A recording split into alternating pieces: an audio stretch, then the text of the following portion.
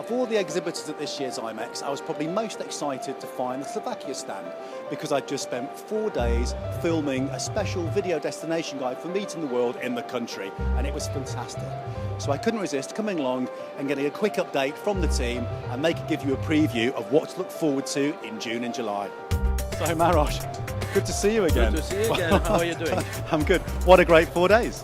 Absolutely. How are you doing after this great trip to Slovakia? Well, just recovering, I think, but it was a fantastic time. Now, you're here at IMEX. I've just mentioned that the video will be out in June, July, so people can, wait and see what we're up to, really. We did some great social media to support it, but I thought it'd be good to come and see you and just give a preview of the kind of stuff that we did. So, first of all, we spent the first day in Bratislava looking at all the culture. Yes, we did, and we did a little bit of rafting at the artificial channel at the Danube River. We saw a lot of Bratislava culture, some cafes, good restaurants, excellent hotels. So I think you get this overall understanding what Bratislava as the Slovak capital can offer. Yeah, definitely. It was kind of like a compact Vienna, really. And then, of course, we took the wine route out of Bratislava and just talk us through the kind of places that we visited on the way. Oh, we first went to Pezinok, which we consider the capital of Slovak wine. We visited the Small Carpathian Wine Museum there to see all the rich collections of wine casks, wine presses. We did a little bit of our wine sampling already there. And we continued to see the Redstone Castle, Červený Kameň, which is one of the most interesting castles in Bratislava region. Has extensive collections of historical weapons and furniture. It has a huge cellars that can be used as event space for a nice evening event. And we concluded the wine day in Elesko, which is one of the major wine producers in Slovakia. And that was such a beautiful venue, and it was actually nominated for awards for its architecture as well. And we've got some fantastic shots of that lovely dining space, which can also be used for dancing and other events as well, and that was lovely. And then I think the trip really started to get very exciting when we headed for the High Tatras.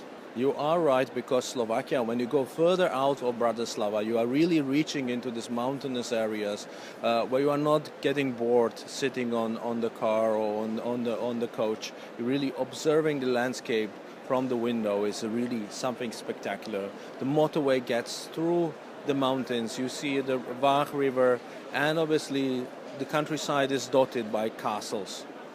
Yeah, it was absolutely spectacular, actually. And we went really high into the mountains. We stayed, you tell us where we stayed. We stopped at Salaš. Salaš is a typical place where they produce sheep cheese. They have still sheep there. We taste delicious cheese sorts from the mountains, so-called parenica, oštěpok, typical cheeses that you can sample only in Slovakia.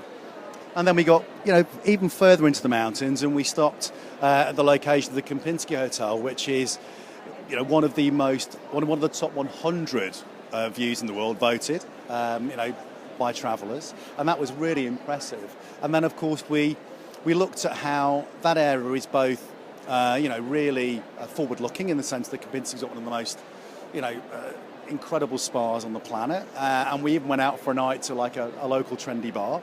But then we delved right into the most remote part of Slovakia to meet the Gorals. Yes, this is something unique.